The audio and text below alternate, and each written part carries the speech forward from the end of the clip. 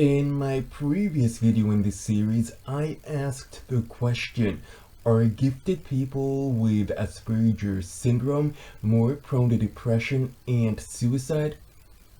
In this video, I'll look into the situation that you know someone who's gifted.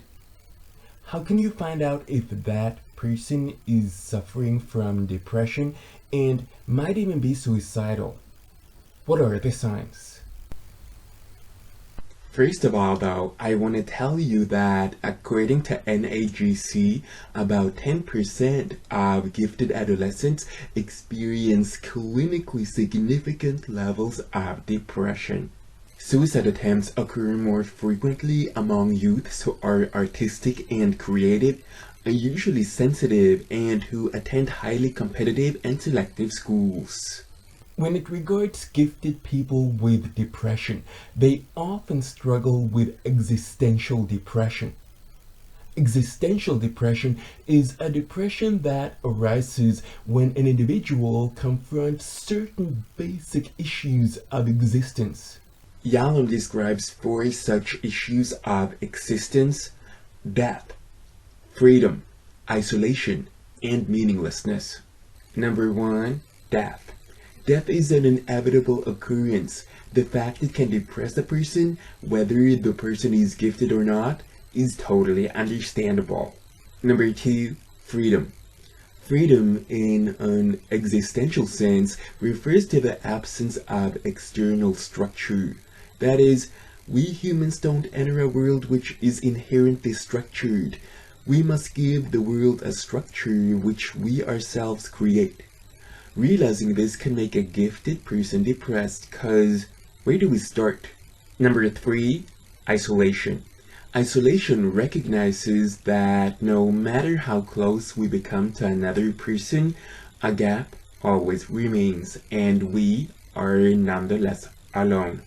Number 4, meaninglessness. Meaninglessness stems from the first 3.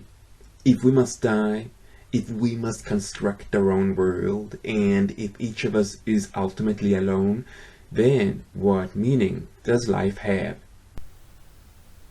So now, when we can understand a little bit better why a gifted person may become depressed, what are the signs that a gifted individual is suffering from existential depression? Here, I'll give you 7 signs. 1. Does the gifted person voice their worries? When a gifted person, no matter their age, tries to share their worries about the world and our society with you, listen. You can help them learn to feel that they are understood and not alone. And you can help them see that there are ways to manage their freedom and their sense of isolation. 2. Does the gifted individual show anger and frustration about the existential limitations of space and time? Is the gifted person angry and frustrated that there's not enough time to explore all their interests and talents? If they are, this is an imperative sign, as the feeling of powerlessness which the gifted person feels as a result of this can quickly evolve into depression. 3. Does the gifted person express strong reactions to criticism? Be aware of this sign, because if they do, these strong reactions to criticism can induce feelings of helplessness in the gifted individual. 4. Is the gifted person overly critical of themselves? I believe this can indicate that the gifted individual is suffering from perfectionism, and this is, of course, something you need to take seriously.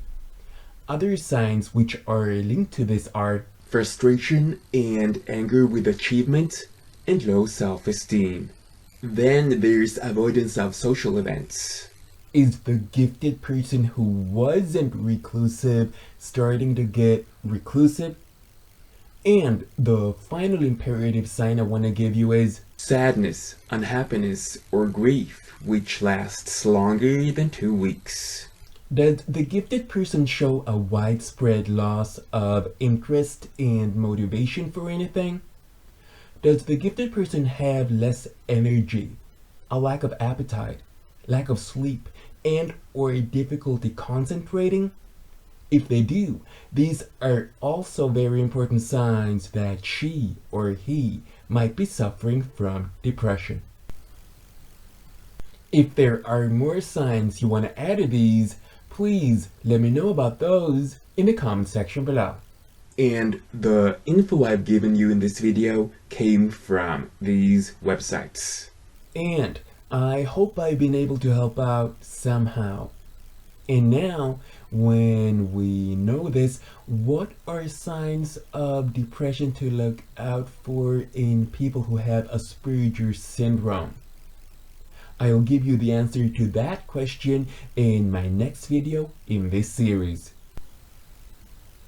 If you found this video interesting, please give it a thumbs up and leave a comment in the comment section below. Subscribe to my channel and watch this series from the start. Next Friday, I'll be back with more Swedish pronunciation training.